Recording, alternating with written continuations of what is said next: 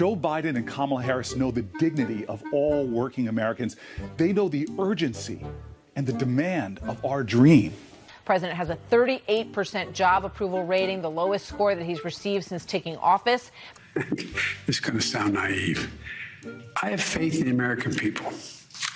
The American people overwhelmingly support what I'm doing. The polling numbers are overwhelming. These new poll numbers, frankly, are brutal for the president. In this brand new Quinnipiac poll, only 38% of Americans approve of how Biden is handling his job, compared to 53% who disapprove. That's the lowest approval rating Biden has had since taking office. Together, we'll fight for those who keep us healthy. Upstate University Hospital has already suspended or terminated 113 healthcare workers. Krause Hospital still with over 300 unvaccinated. Shortages of nurses and rooms are being reported statewide. We'll fight for those who keep us healthy. New York takes a hard line on its vaccine mandate. The state began firing unvaccinated healthcare workers, even if it resulted in staff shortages at some hospitals. New York hospitals began firing or suspending healthcare workers for defying a state order to get the COVID-19 vaccine. 1,400 employees of Northwell Health Hospital System were let go for not complying with the vaccine mandates. Who keep us safe, who teach our children. That's why we need to make sure children are wearing masks in school. Mask up! Then we know who you are. We know who you are. No more masks. Well, yesterday, the Department of Justice has directed the FBI to use its full authority to investigate any threats targeting school board officials. As Attorney General Merrick Garland directs the FBI to investigate parents and others who get heated at school board meetings. Who keep us safe. The mayor is going to fire you if you don't follow his mandate. Words of anger followed by a crowd of boos as firefighters and police in Newark protest Mayor Ras Baraka's mandate requiring city workers to be vaccinated. We'll stand for those who cook and serve and clean, who plant and harvest, who pack, and always those who deliver. Markets all across the nation low on many grocery items, and not only is there a shortage on supplies, prices are at record highs. According to new figures released by the Labor Department, wholesale inflation jumped more than 8% from August of 2020 compared to August of this year. That's the biggest gain on record since the department started tracking it more than a decade ago. We haven't seen anything yet. Prices are going to continue to go up for a good year and a half. Look what's happened. 1.5 million new jobs. 1.5 million new jobs. I'm going to see if I can find retail here. Well, just want to real quick. Nothing really going on in leisure and hospitality. Declines in nursing. Where else do we have any declines? Not any big declines here. Just not, Becky, the numbers that you need to make this, put people back to work right now. September now coming in weaker than August, which was revised higher. And I think that's the big number. That's the big story here. Let's be clear. When you see headlines and reports of mass firings and hundreds of people losing their jobs, look at the bigger story. On Joe Biden's first day in office, he killed thousands of American jobs. You're talking about 10,000 jobs in the $80,000, $90,000 an hour range that are gone. When I think of climate change, I think about jobs, good paying union jobs. Union workers have been holding this country together during this crisis. The middle class built this country, and unions built the middle class. On President Biden's first day, 1,000 people who had been working were told they won't have jobs anymore.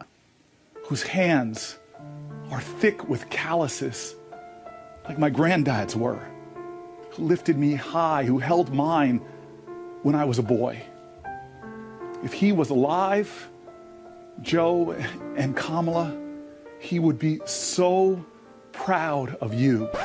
On Off the Presses, a brand new jobs report, a look at the state of the economy. 194,000 net new jobs added, way less than anybody expected, and less than last month and the worst of the year.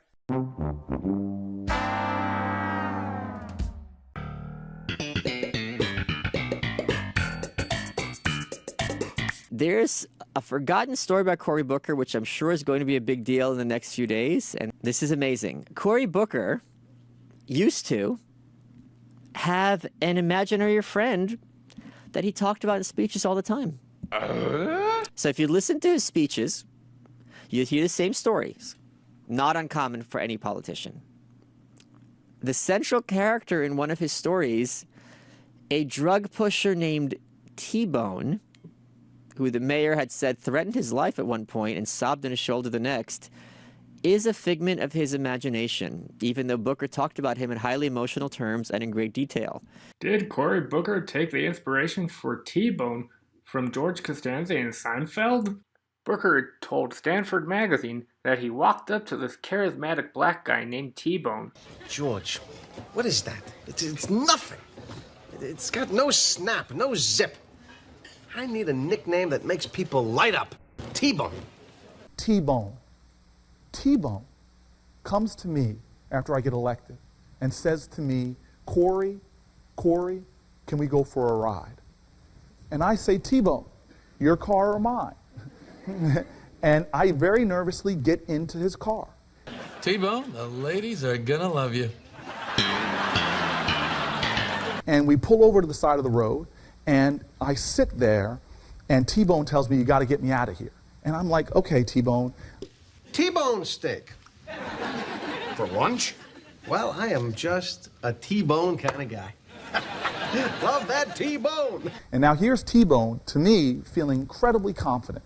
He says to me, you gotta help me get out of here. And I'm like, T-Bone, I got some programs, some plans, I know some things we can do. He goes, you don't understand something. And I go, what do you mean? He goes, and he basically explains to me that he has warrants out for his arrest and that they're closing in on him. And I hadn't seen him for a few weeks. T-Bone! T-Bone! T-Bone! T-Bone! T-Bone! T-Bone! And suddenly T-Bone starts telling me his story, which again is the same story for the first 12 years or so of my dad's first 12 years. Oh my God! I'm sorry, I thought this was the baby's room. I'm really sorry.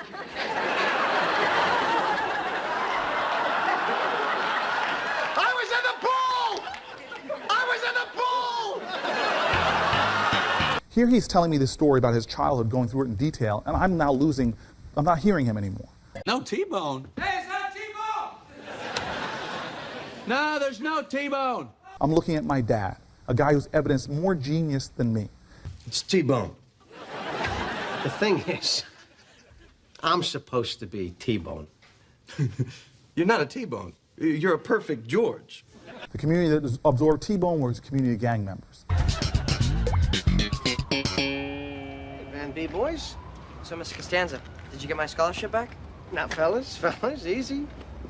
Wouldn't want to beat up on one of your own. Is that right? Then why don't you flash us the sign? And suddenly he looks at me, snapping me back to focus with the same ferocity with which he threatened my life. Shut your trap and stop kicking the seats! We're trying to watch the movie! And if I have to tell you again, we're gonna take it outside and I'm gonna show you what it's like! You understand me? Now shut your mouths or I'll shut them for you. And if you think I'm kidding, just try me. Try me. Got to know a lot of drug dealers during this time, and frankly... Was there a guy T-Bone? Yes, absolutely. So he's not... Clement Price, the historian in Newark, and your friend and a supporter of you, says that you told him that T-Bone was an invention. Yeah, and you've been quoted lately as saying he's a composite. No, both of those... That definitely is wrong. The latter thing you said. I've said consistently from the beginning that this happened. But the fact that we're talking about this is giving them the victory. All right, that's it for me. You've been great. Good night, everybody.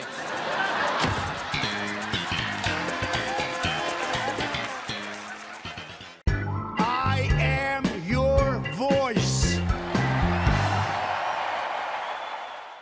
Americans are stupid people by and large.